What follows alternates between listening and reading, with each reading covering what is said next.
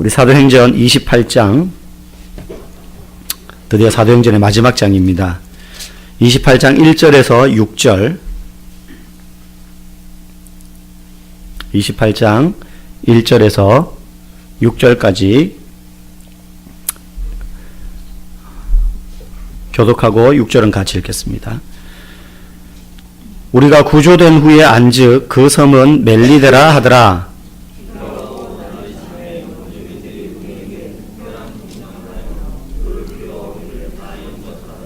바울이 나무 한 묶음을 거두어 불에 넣으니 뜨거움으로 말미암아 독사가 나와 그 손을 물고 있는지라.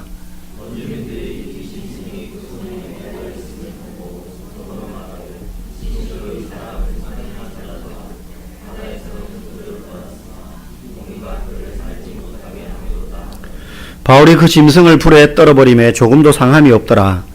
그들은 그가 붙든지 혹은 갑자기 쓰러져 죽을 줄로 알고 기다렸다가 오래 기다려도 그에게 아무 이상이 없음을 보고 돌이켜 생각하여 말하되 그를 신이라 하더라. 아멘. 사람들은 신앙생활을 할 때 다들 공통된 한 가지 기대를 하면서 신앙생활을 합니다. 그것은 바로 하나님이 복을 주셨으면 좋겠다. 하나님이 주신 복을 받기를 다 원하는 마음 있습니다. 여러분 다 있죠? 나쁜 게 아닙니다. 목사도 마찬가지예요. 물론 복을 받기 위해서 신앙생활을 하는 것은 잘못입니다. 복이 신앙의 목적이 되면 잘못이지만 주를 위하여 열심히 신앙생활을 하면서 하나님이 주시는 복을 사모하는 것은 더 열심히 신앙생활을 하게 하는 동기부여가 되는 것이죠. 당연한 겁니다. 그렇다면 복은 어떻게 받게 되는 걸까요? 하나님이 주시는 복의 실체, 그리고 그 복을 어떻게 하면 받는 걸까요? 1 더하기 1은 2, 2 곱하기 2는 4, 뭐 이런 공식이 있어가지고 내가 이만큼 하나님께 인풋을 하면 하나님이 그만큼 아웃풋을 내게 뭔가 주시는 원리가 성경에 있냐 이 말이에요. 설교도 같은 게 청사진이 있냐 이 말이죠. 어떤 사람이 복을 받느냐 하는 겁니다. 여기 두 사람의 성도가 있습니다. 가정을 했을 때 A라는 성도가 있고 B라는 성도가 있습니다. A라는 성도는 모든 신앙생활에 열심히 해요. 예배도 한 번도 빠지는 게 없고, 뭐 주일 예배뿐만 아니라 수요 예배, 또 교회에서 기도한다 그러면 기도회, 또 뭐 훈련받는다 그러면 양육, 복음밴드, 또 전도하러 나간다 그러면 전도, 또 청소한다 그러면 봉사, 뭐 교회 모든 구석구석에 이 사람이 빠지는 데가 없을 만큼 열심히 신앙생활을 합니다. 그냥 혼자 기도만 열심히 하는 게 아니라 실제 그렇게 행동으로도 열심히 뭔가 교회에서 해요. 이 사람은. B라는 성도가 있는데 너무나 반대로 그럴 수 없는 환경에 있다든지 그렇게 할 능력이 안 된다든지 시간이 없는 것도 아닌데 이 사람은 어쩌면 그렇게 1년 360일 52주를 딱 주일만 타고 와서 예배 들고 가고 아무것도 안 해요. 다락방도 안 하고 뭐 봉사도 안 하고 아무것도 안 해요. 그냥 예배만 타고 왔다가 가는 거죠. A와 B라는 성도 중에 하나님이 복을 주신다면 누구에게 복을 주시는 게 맞을까요? 여러분 아마 머리에 지금 약간 계산이 될 겁니다. 목사님이 너무 당연한 질문을 한다면 뭔가 함정이 있는 것 같은데 A요 이러면은 약간 뭔가 좀 아닌 것 같기도 하고, 일부 예배 때 이 질문을 했더니만 누군가가 작은 목소리로 대답을 하더라고요. 둘 다 안 줘요 이러는 거예요. 아마 나름대로 머릿속에 막 계산을 하다가 찾아낸 답인 것 같아요. 목사님이 원하는 답이 이게 아닌가. 사실은 답이 없어요. 줄 수도 있고 안 줄 수도 있고. 제가 이 말씀을 왜 드리느냐 하면 열심히 뭔가를 했을 때 우리가 복을 받느냐? 받을 수도 있고 안 받을 수도 있어요. 그러면 뺀질뺀질거리고 막 안 하고 했으면 벌을 받느냐? 받을 수도 있고 안 받을 수도 있어요. 그러니까 뭔가 이렇게 딱 공식처럼 나오는 원리가 성경에 있는 건 아니란 말이죠. 성경을 한번 볼까요? 오늘 우리가 읽은 본문 말씀 보십시오. 지금 이 내용은요, 바울이 이제 죄수의 신분으로 로마의 황제인 시저에게 재판을 받기 위해서 배를 타고 바다를 지나 호송 중에 있는데, 지난 시간에 살펴본 것처럼 유라굴로라는 그 바다에 이제 태풍을 만난 거죠. 해풍을. 산 골짜기에서 내려오는 기압과 해류의 그 기압이 만나면서 돌풍이 일어나면서 그 지역 사람들은 다 알아요. 이 태풍의 이름이 유라굴로라고. 그러면서 배가 난파를 당하는데 거의 보름 동안 14일 동안 앞에 말씀해 보면 14일 동안 조난을 당해요. 그러니까 막 짐도 내던지고 막 밧줄로 묶어보고 나중에 배를 조종하는 장비까지 다 내던지고 그 암초에를 걸릴까봐 배를 띄워야 되니까 아주 살려고 발버둥을 칩니다. 그러는 동안에 먹지도 못하고 마시지도 못하고 그러면서 막 덜덜 떨고 있는데 바울이 지난밤에 하나님께서 내게 천사를 보내서 말씀하셨는데 안심해라. 나와 함께한 너희들 중에 아무도 생명을 해치는 사람이 없을 것이고 바울로는 반드시 로마 황제에게 가서 로마에까지 가서 복음을 전할 거야. 그리고 같이 가는 이 사람들은 아무도 다치지 않을 거다. 이 말씀을 하셨으니 안심하시오. 그런 과정을 거치면서 오늘 한 섬에 불시착합니다. 그 섬이 멜리데라는 섬이에요. 멜리데. 근데 이 멜리데 섬에 딱 도착해서 막 전부 그냥 엉망진창이겠죠. 죽다 살았으니까. 그래서 막 해변가로 막 기어서 올라오고 막 쓰러져 있고 그러는데 그 섬에 사는 원주민들이 있는 거예요. 이 원주민들이 우리가 머릿속에 무슨 원시 토인 부족처럼 막 식인종 같은 그런 사람들이 아닙니다. 뻘거벗고 다니는. 그냥 그 섬에 살고 있는 토착민족이고 멜리데라는 섬은요, 로마의 퇴역한 군인들이나 가족들이 휴양지와 같은 섬으로 아주 멋있게 꾸며놓고 가서 살도록 한 섬이기 때문에 뭐 사람 발길이 안 닿는 막 이상한 그런 외진 섬이 아니에요. 그 섬에 딱 도착했는데 이 원주민들이 이 사람들을 확 끌어내면서 구출해 줍니다. 그리고는 막 옆에 눕히고 막 많이 다친 사람은 치료해 주고 그러는 가운데 몸을 녹여야 되니까 불을 피우는 거죠.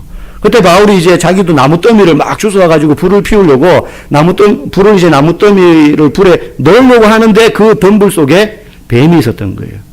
그 뱀이 바울의 손을 꽉 문 겁니다. 근데 그 섬 원주민들은 알아요. 저게 독사인지. 당연히 알겠죠. 그 동네 사람들은. 독사에 물렸으니까 원주민들이 뭐라고 생각하느냐 하면 오늘 4절에 보니까는 공의가 그를 살지 못하게 함이로다. 이 사람이 바다에서는 구원을 받았지만 공의가 그를 살지 못하게 한다. 이게 무슨 말이냐 하면 이들의 머릿속에 당시에 사람들의 문화 속에 뭐가 있었냐면 바울이 보니까 분명히 손이나 손이나 발에 쇠사슬을 차고 있었을 거란 말이에요. 죄수니까. 분명히 저 사람이 죄수인데 무슨 죄를 지었는지는 모르겠는데 독사에게 갑자기 물렸다는 거예요. 그 말은 저 사람이 분명히 살인의 죄를 저질렀기 때문에 신이 지금 그에게 행한 대로 대갚아준다는 거예요. 그렇게 생각했어요. 왜 그렇게 생각하냐? 그게 그 당시 사람들의 의식 구조였고 가치관이고 세계관이었어요. 그런데 물렸는데 이제 죽을 줄 알았죠. 독이 퍼지니까 시간이 걸리겠죠. 근데 아무리 기다려도 안 죽는 거예요. 이 사람이 바울이. 멀쩡한 거죠. 그 사람들이 나중에 아무리 기다려도 안 죽으니까 이제 그를 신으로 받들었다. 오늘 본문에 보면 그렇게 말합니다. 여기에 뭐가 들어있느냐 하면 인과응보 사상이 들어있어요. 인과응보가 뭡니까? 행한 대로 결과가 생긴다는 거예요. 착한 일 했으면 상을 받고 나쁜 짓 했으면 벌을 받는다. 이 사람이 독사한테 물린 건 살인의 죄를 저질렀으니까 목숨으로 갚는다 이거예요. 근데 살았으니까는 이 사람은 신이다. 우리가 이렇게 신앙생활을 하고 말씀을 많이 본다는 거예요. 성경에 보면 이런 경우들이 많이 나와요. 행한 대로 보응을 받는다. 그래서 우리는 너무나 당연하게 아까 예를 들인 A와 B의 성도가 있으면 누가 복을 받을 것 같습니까? A 성도가 복을 받는 게 당연한 거 아닌가? 그죠? 열심히 주를 위해서 봉사하고 뭐 그 사람이 복 받으려고 열심히 했는지 안 했는지는 모르겠으나 어쨌든 B라는 성도보다는 당연히 A가 복을 받는 게 상식적인 거 아닌가? 그거 한 게 있으니까 하나님한테. 그렇게 우리는 생각한다는 거죠. 그럼 정말 그러냐 하는 거예요. 성경에 보면 이와 비슷한 구절이 많이 나옵니다. 여러분 우리가 잘 아는 욥이라는 사람이 있잖아요. 성경에 욥기에 나오는 주인공인 욥. 이 사람은 어마어마한 부자고 모든 걸 다 가진 사람이었는데 하루아침에 자식들 다 죽고 도적들이 와가지고 가축들 다 훔쳐가고 하인들도 그 가축을 지키던 하인들도 다 죽고 나중에는 자기 몸의 머리부터 발바닥까지 종기와 부스럼이 나가지고 피부병이 다 돌아가지고 막 기와장으로 자기의 몸을 막 벅벅 긁을 정도로 그 간지러움과 아픔을 견딜 수 없는 데다가 부인마저 그를 저주하면서 버리고 도망을 갔어요. 그러니까 인생이 당할 수 있는 모든 고난의 모델을 다 당한 거예요, 욥은. 근데 그런 욥을 친구들이 찾아와가지고 무슨 이야기를 합니까? 뭐 여러 이야기를 하는데 뭐 엘리바스도 이야기하고 막 말하는데 말의 내용은 이런 거예요. 네가 이렇게 고난당한 거 보니까 우리는 구체적으로 네가 뭘 잘못했는지 모르지만 분명히 네가 뭔 죄를 지었기 때문에 고난을 받는 거라는 거예요. 죄를 짓지 않았으면 하나님이 네게 이런 벌을 내리실 리가 없다는 거예요. 욥이 괴로워요. 암만 생각해도 나는 뭐 조금 죄를 지었을 수는 있겠으나 이런 저주를 받을 정도로 나는 죄를 지은 게 아무리 생각해도 없는데 내가 왜 이런 고난 받아야 되느냐고 막 항변하니까 친구들이 오히려 화를 내면서 그러면 하나님이 잘못됐다는 거냐 이거예요. 네 말대로 아무 죄도 없는데 네가 이런 벌을 받는다면 하나님이 잘못됐다는 말인데 그게 말이 되냐 이거죠. 그건 말이 안 되니 모르겠지만 네가 모르는 뭔가 죄를 지었으니까 거기에 대한 응당한 보응을 하나님이 네한테 지금 벌로 내리는 거라는 거예요. 인과응보. 신명기 28장이라는 성경에 보면 이런 말씀이 나와요. 네 하나님 여호와의 말씀을 듣고 모든 명령을 지켜 행하면 조건이 나오죠. 성읍에서도 복을 받고 들에서도 복을 받고 네 자녀와 가축들도 복을 받고 광주리와 떡방주 그릇도 복을 받고 들어와도 복을 받고 나가도 복을 받는다. 정말 성도들이 좋아하는 말씀이에요. 근데 그 뒷 한 십몇 절 뒤에 가면은 똑같은 말씀이 나와요. 네 하나님 여호와의 말씀을 듣고 그리고도 모든 명령을 지켜 행하지 않으면 성읍에서도 저주를 받고 들에서도 저주받고 네 자녀 가축도 저주받고 광주리와 떡방주 그릇도 저주받고 들어와도 저주를 받고 나가도 저주받는다. 이 구절이 나오거든요. 조건이 뭐예요? 말씀을 지키면 복받고 안 지키면 저주받는다. 행한 대로 받는다는 거예요. 이런 성경 구절이 성경에 많이 나옵니다. 하나님 정말 그런 분일까 하는 거예요. 하나님 정말 내가 한 대로 갚아주시는 분이냐는 거예요. 첫 번째로 우리가 기억할 게 뭐냐면 하나님은 우리하고 이런 약속을 하실 필요가 일단 없는 분이라는 거예요. 하나님 우리한테 너가 이렇게 하면 내가 너한테 이만큼 해줄게. 대신 이렇게 안 하면 난 너한테 이렇게 벌을 내릴 거야. 이런 약속을 사실 할 필요가 없는 분이에요. 하나님. 왜? 우리가 하나님한테 뭔가를 해드릴 만큼 하나님이 부족한 분이 아니기 때문이에요. 우리가 아무것도 안 해드려도 하나님은 완전하시고 충만하신 분이에요. 그러니까 뭔가 내가 뭘 막 잘해가지고 하나님 잘했죠? 이렇게 해드릴 필요가 없는 분이에요, 하나님은. 그런데 약속을 하셨어요. 왜 약속하셨냐? 창세기 15장에 보면 하나님이 아브라함이라는 사람과 약속을 맺는 장면이 나옵니다. 언약을 체결합니다. 근데 그 장면을 가만히 보면 뭔가 특이해요. 하나님이 아브라함한테 조건을 먼저 제시하시지 않습니다. 다시 말하면 야 아브라함아 일어나봐. 네가 나한테 이렇게 하면 내가 너에게 복을 주겠고 이렇게 하지 않으면 너를 벌 내릴 거야. 이런 말씀을 하시지 않아요. 더군다나 아브라함이 하나님한테 하나님 제가 하나님께 이렇게 해드릴 테니 저에게 이런 복을 주십시오. 그러나 제가 하나님 말씀대로 이렇게 해서 안 살면 저를 심판해도 좋습니다. 이런 요구도 아브라함이 안 해요. 그런데 하나님이 아브라함을 불러가지고 아브라함아 밤이에요. 눈을 들어 하늘을 봐라. 저 셀 수 없는 별들의 숫자만큼 너의 자손을 이 땅 가운데 충만하게 해주겠다. 눈을 들어 바다를 봐라. 저 바다에 모래 셀 수 있냐? 저 모래에 셀 수 없는 숫자만큼 네 자손들이 이 땅 가운데 충만하게 될 거다. 이 약속을 하나님이 아브라함에게 아브라함이 요구했던 것도 아니고 그리고 아브라함아 네가 나한테 이렇게 하면 저 별과 같이 저 바다의 모래와 같이 네 자손을 많아지게 해줄게 이렇게 하시는 게 아니라 아브라함에게는 아무것도 요구하지 않고 그냥 하나님이 약속하셔요. 이렇게 해줄게. 그리고 나서는 계약 사인을 합니다. 하나님과 아브라함이 어떻게 합니까? 재물을 잡아가지고 둘로 쪼갭니다. 반을 쪼개가지고 쫙 펼쳐놓고 그 사이로 하나님이 횃불의 형상으로 지나갑니다.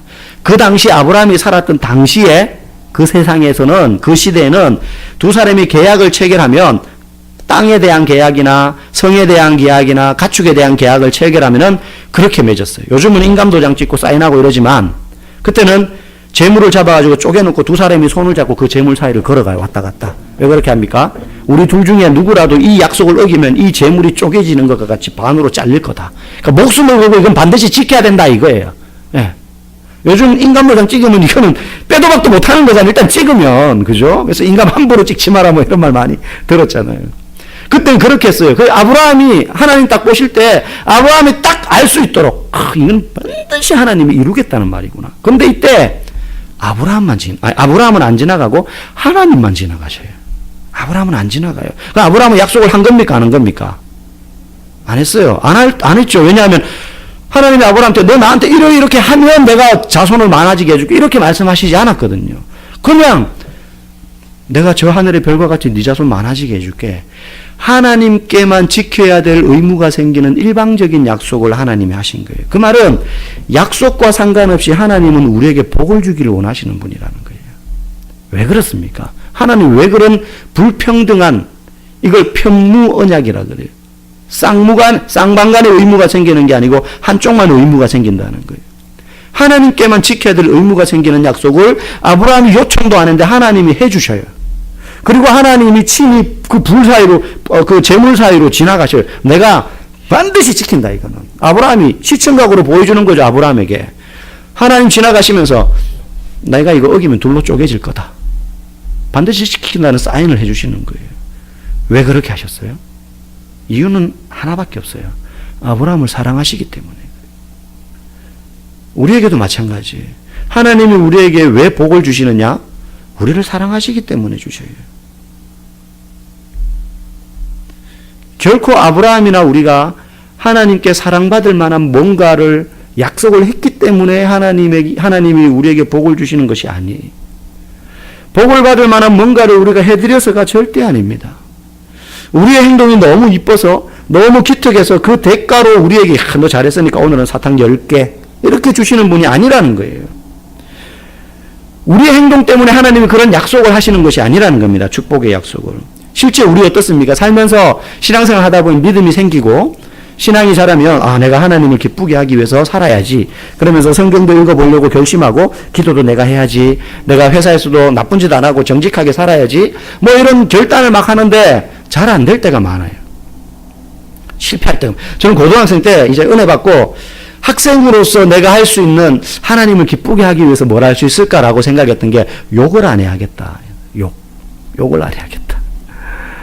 중고등학생도 욕 얼마나, 요즘 뭐 초등 유치원생도 욕을 참 찰지게 얼마나 입에 착착 붙게 잘하는지 그냥 그게 욕인지도 모르고 막 써요 그냥. 제 나름대로 그 약속을 했어요. 힘들더라고요. 제가 나쁜 사람은 아니었지만 그냥 뭐 친구들끼리 툭닥툭닥 거릴 때 막 욕을 막 했죠.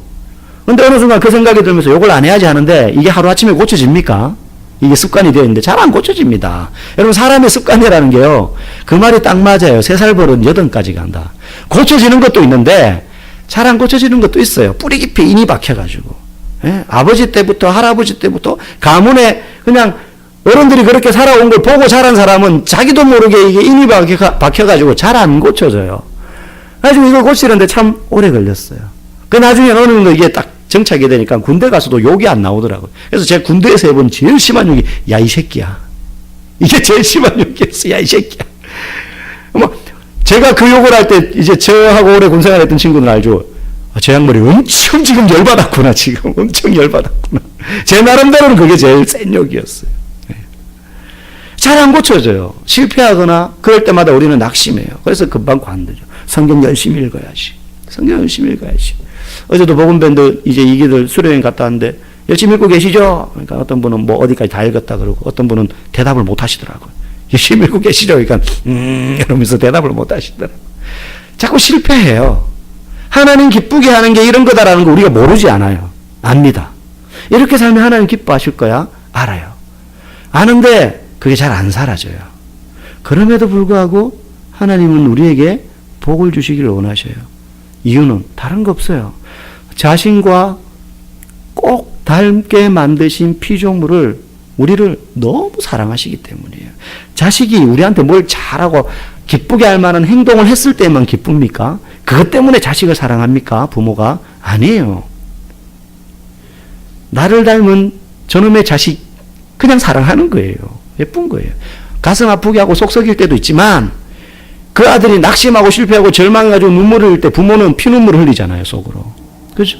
잘 해서가 아니라 잘 못해도 자식이니까 부모는 그냥 사랑하는 거예요. 하나님이 우리를 향하신 사랑은 그거보다 더하다는 거죠.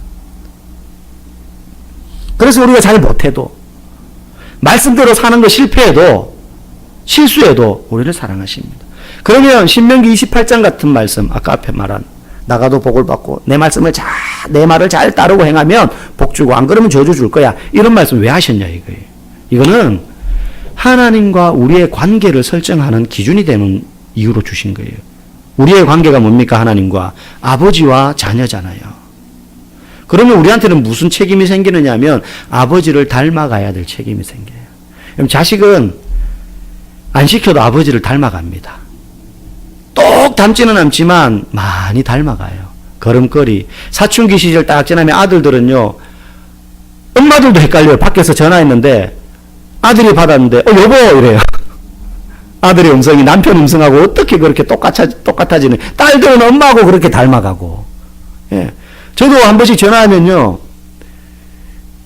많아서 헷갈리는 건지는 모르겠는데 얘가 지금 서진인지 희원인지 헷갈려요. 너 누구야? 이렇게 물어요. 예, 물어요. 그럼 애들이 장난으로 대답을 안 해요. 누구냐? 빨리 말해. 너 누구냐? 그럼 이제 대답을 해요. 닮아가요. 하나님이 우리에게 왜 말씀을 주셨냐?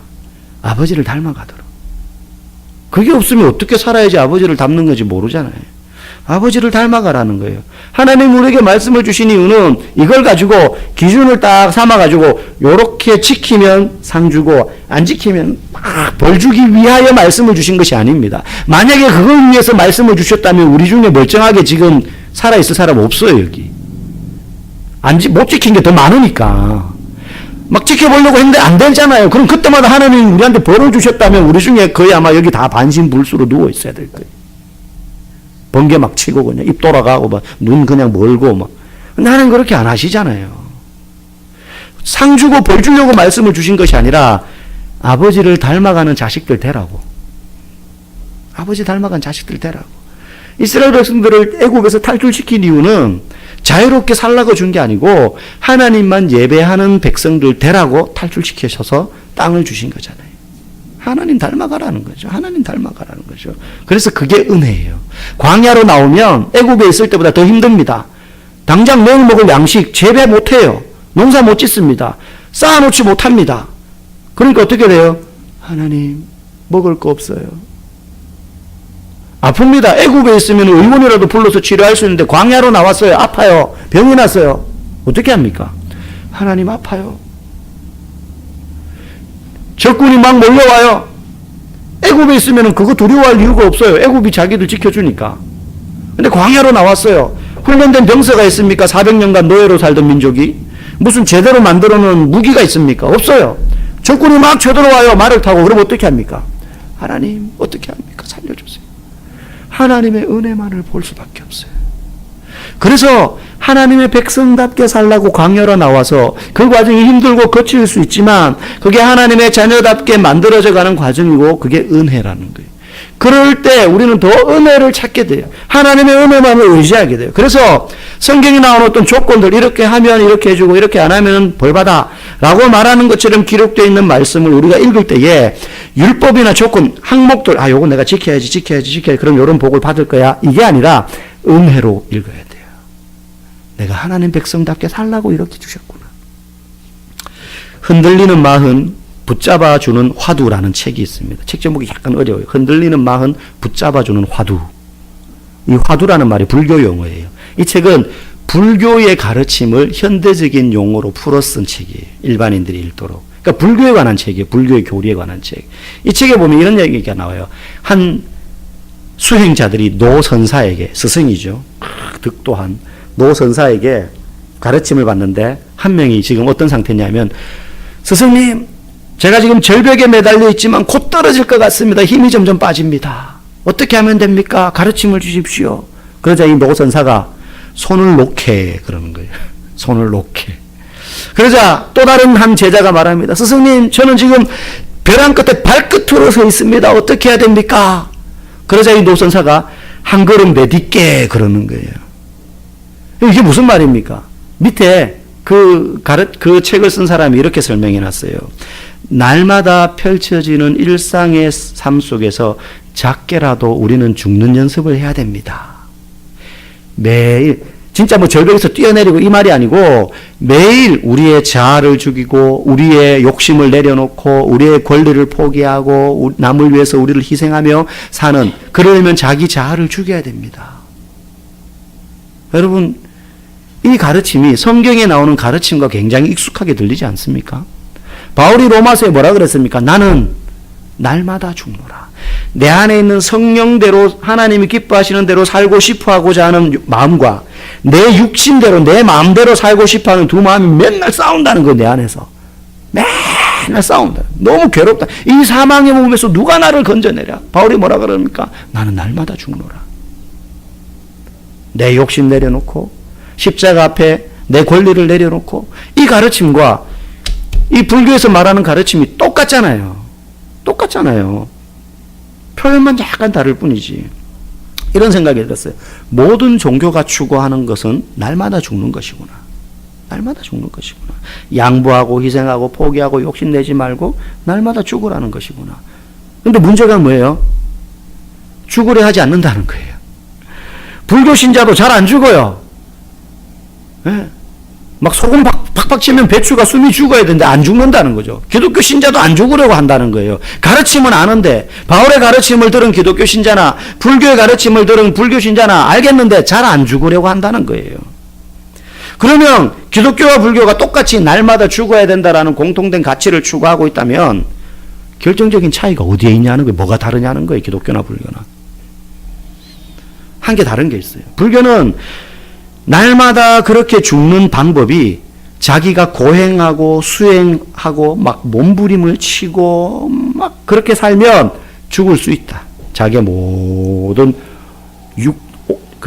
육체의 소욕과 정욕을 다 내려놓을 수 있다. 득도할 수 있다. 그렇게 가르쳐요. 그런데 성경은 그렇게 가르치지 않습니다. 성경은 안 된다고 가르쳐요. 자기가 아무리 노력하고 아무리 날마다 죽으려고 해도 자기 결단과 결심과 막 저 산에 들어가서 속세하고 인연 끊고 풀만 뜯어먹고 쑥과 마늘만 먹고 막 이런다고 하더라도 안 죽는다는 거예요. 사람은. 자기 안에 있는 욕심은. 그렇게 30년을 살고 밖에 딱 나와가지고 예쁜 아가씨 보면 눈 돌아가요. 안 죽는다는 거예요. 안 죽는다는 거예요. 스가랴서 구약성경 스가랴서 4장 6절에 보면 그 얘기를 합니다.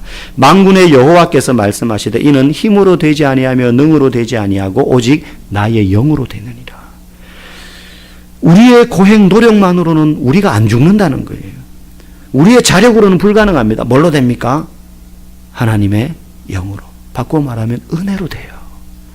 십자가로 돼요. 그래서 우리는 뭐라 그래야 돼요? 내가 하나님을 기쁘게 하기 위해서 하나님의 영광을 위해서 살려고 이렇게 해봤는데요. 또 실패했어요. 욕 안 하려고 했는데 또 욕했고요. 나쁜 생각 안 하려고 했는데 나쁜 생각했고요. 거기 안 가려고 했는데 갔고요. 그 일을 안 하려고 했는데 했어요. 내 힘으로는 안 돼요. 하나님의 은혜가 필요해요. 주님 은혜로 나를 붙잡아 주세요. 내가 못해요. 하나님의 은혜가 필요합니다. 내 안에 계신 하나님의 은혜로만 가능합니다. 이게 기독교와 불교의 차이라는 거예요. 여러분 우리가 세상 살면서 그런 이야기, 그런 마음 많이 먹잖아요. 하나님 정직해 보려고 해보지만 세상이 악합니다. 나 혼자 정직하려고 해봤자 무슨 소용이 있습니까? 손해보더라도 좀 돈 좀 적게 벌더라도 늦게 가더라도 양심을 지키려고 하니 사람들이 무시합니다. 여러분 운전할 때 그건 맨날 느끼지 않습니까? 네.